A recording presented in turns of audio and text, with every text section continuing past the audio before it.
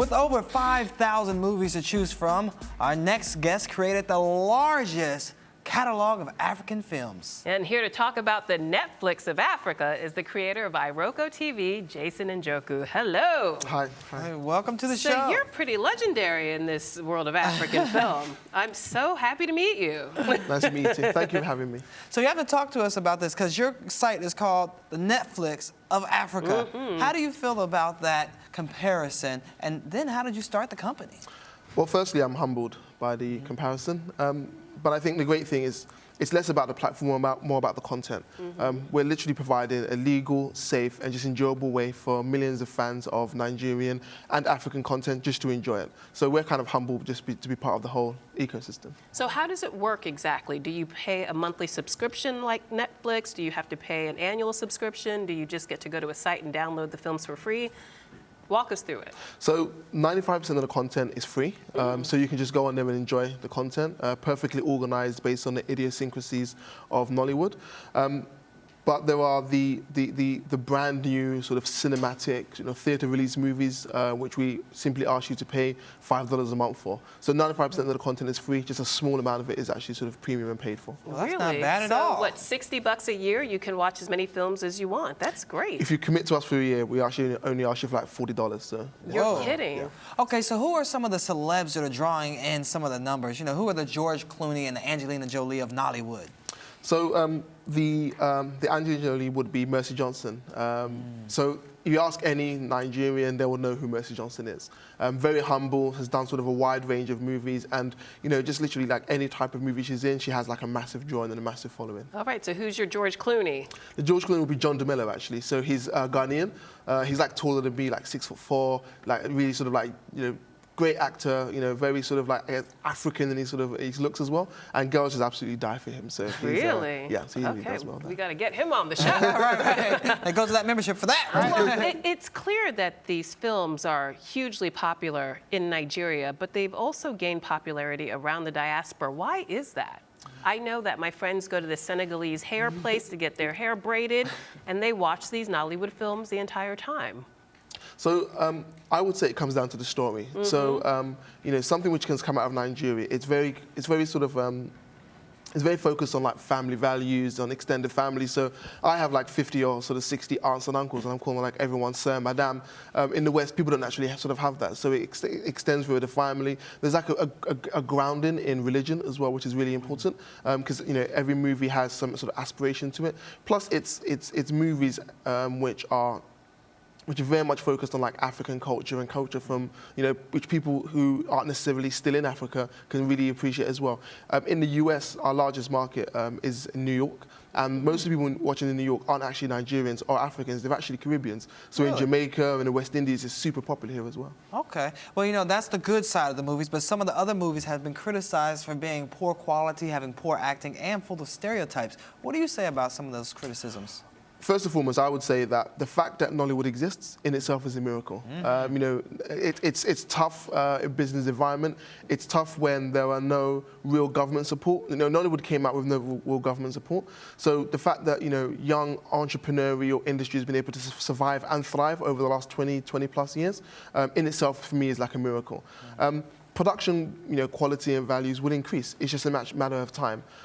As more and more ways are found to actually distribute the content and monetize it, then they can actually invest more and more into actual better quality production. But it's surviving without the better quality production. We have almost 1 million viewers a month outside of Africa, and they are choosing these Nollywood movies with so-called poor quality versus the abundance in Western sort of Hollywood type affairs. So quality aside, is competing like admirably. I read somewhere that Nollywood has actually overtaken Bollywood as one of the leading movie industries in the world. So it's Hollywood first, then Nollywood, and now Bollywood. So well, in terms of output, so again, if you have relatively lower budgets by Western standards, you can sort of produce many more stories. And the great thing about Africa is that there's just so many different stories. The stereotypes exist for a reason, so there's different versions of those stereotypes. So love in the West is very different to love love in Bollywood is very different to love in Nigeria. And How does it differ? Because love is a running theme in a number of these films, as is superstition. But I want to hear about Hollywood love versus Nollywood love. So let me, perfect example of Bollywood love. When you have Bollywood love, people burst into singing and dancing. So there's like a whole orchestra, and it's different. And you know, there is the caste system in India, and a lot of these things are determined by your caste system and things. In Nigeria, it's very much around, you might love someone, but they might be from a different tribe. Nollywood addresses those issues. You might love someone, but they might be from a different religion. Again, you know, Nigeria is 50-50, you know, Christian and Muslim. So again, there might be issues around that. You might love someone, but they might be from a different kind of like political or socio-economic class than you. So, you know, one thing that the West has sort of landed on is a very kind of nuclear family. It's just like the parents and the children.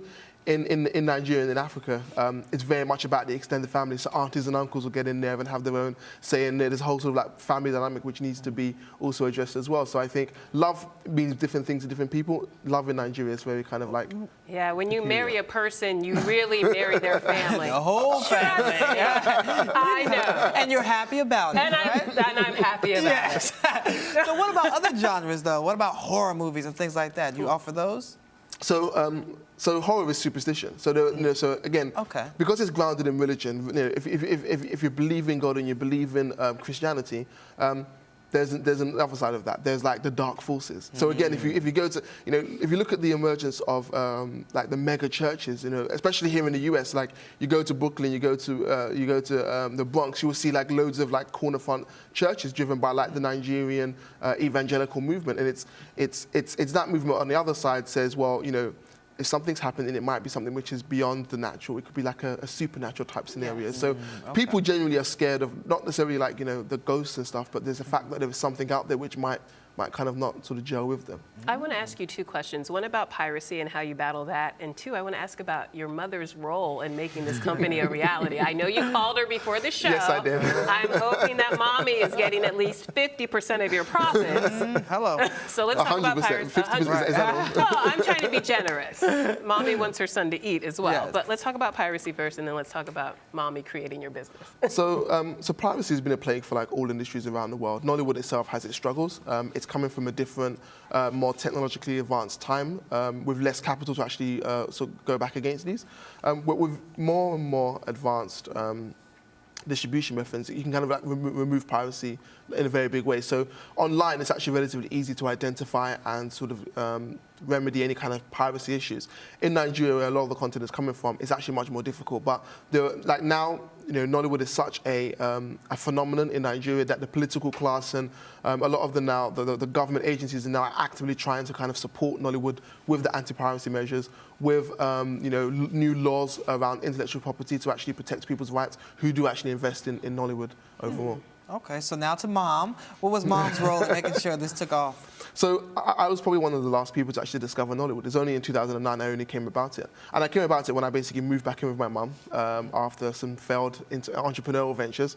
And I saw her watching the movies. So having seen her watching the movies, I realized that, well, you know, she previously used to watch a lot of, you know, Western stuff. Why would she sit here and watch you know, Nigerian movies, which, you know, from the outside in looks like the production is quite ropey, but she would literally sit there for hours watching it. So it kind of at least inspired me to realize that if she's spending all this time, then there must be other people around it as well. She was like my exhibit A in terms of how we started the business. So in terms of simplifying the user experience, if my mum can use it, then I think I've basically done a good job. And not only did you convince her it was a good idea, you convinced investors to put in $21 million into your company. What's your secret? How did you do that?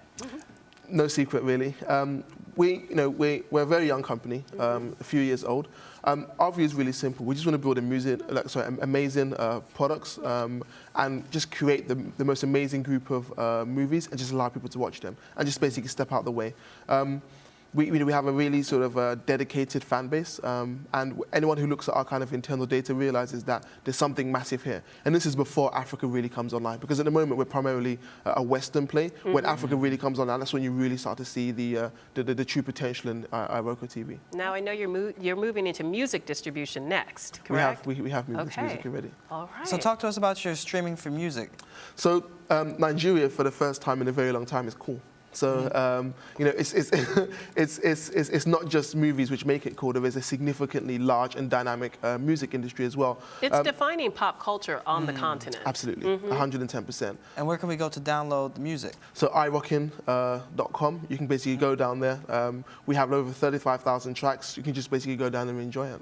Again, our view is really simple. We want to connect the fans of the Nigerian content and African content to the content itself in the most simple, legal, and beneficial way to the industry at large. I like that, simple and legal. Before you go, we've got to ask you about Lupita. Yes. She's a big star in Africa. Everyone's just discovering her, but she's been huge on the continent. She was on the hit show Sugar before. Yes. So what do you make of her success? I think it's amazing. I think you know, she came out of like nowhere really. She came out of like Kenya. Most people's assumptions, my own included, that if there was going to be the big breakout of sort of African stars, it'll be from Nollywood. So I guess the Nigerians are perhaps a bit like, wait, hold on, what are we sort of doing wrong to, we dominate a lot of the sort of the entertainment in Africa, but we seem to have missed the Hollywood kind of connection there. So I think it's making everyone raise the game and realize that, you know, you have to, you know, we as an industry have to raise our game and hopefully get more and more people sort of to Hollywood, if you will. Well, I'm glad you're helping raise the game. Thank you so much for being here with us. All right, and you're watching Arise Entertainment 360.